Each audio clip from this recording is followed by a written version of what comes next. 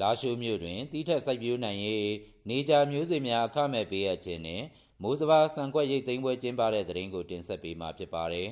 ။ရှမ်းပြည်နယ်မြောက်ပိုင်းလာရှိုးမြို့တွင်ပြည်내အစိုးရအုပ်ချုပ်ရေးအဖွဲ့ခွဲရှမ်းမြောက်ကကြီးမှု၍စိုက်ပျိုးရေးဦးစီးဌာနမှတီးထက်စိုက်ပျိုးနိုင်ရေးနေကြမျိုးစေ့များအခမဲ့ပေးအပ်ခြင်းနှင့်မိုးစဘာဆန်ကွက်ရိတ်သိမ်းပွဲကိုယနေ့နေ့နဲ့9 နာရီခွဲကဟူးမွန်ကျေးရွာရေဘူးကွင်း၌ဆောင်ရွက်ခဲ့ပါတယ်။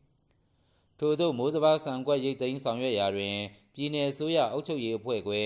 ရှမ်းမြောက်ဥက္ကဋ္ဌဦးမြင့်တန်းဝင်းခရိုင်စီမံခန့်ခွဲရေးနှင့်အုပ်ချုပ်ရေးကော်မတီဥက္ကဋ္ဌဦးမျိုးမင်းထွန်းသက်ဆိုင်ရာတာဝန်ရှိသူများနှင့်တောင်သူများကဟူးမွန်ကျေးရွာရေဘူးကွင်းတောင်သူဦးအိုက်ညွန့်၏လယ်မြေ၌မိုးစဘာဆန်ကွက်ရိတ်သိမ်းခဲ့ရာစိုက်ပျိုးဧက1 ဧကလျင်မိုးစဘာစုစုပေါင်း110.30 တင်းထွက်ရှိခဲ့ပါသည်။ထို့အပြင်တောင်သူများအားတီးထက်တိုးချက်စိုက်ပျိုးနိုင်ရန်ရည်ရွယ်၍စိုက်ပျိုးလယ်မြေ30 ဧကအတွက်နေကြမျိုးစေ့များပြည်내အစိုးရအုပ်ချုပ်ရေးအဖွဲ့ခွဲရှမ်းမြောက်ဥက္ကဋ္ဌဦးမြင့်တန်းဝင်းနှင့်ဌာနဆိုင်ရာတာဝန်ရှိသူများကပေးအပ်ခဲ့ရာဒေသခံတောင်သူများကလက်ခံရယူခဲ့ကြောင်းသိရှိရပါတယ်ခင်ဗျာ။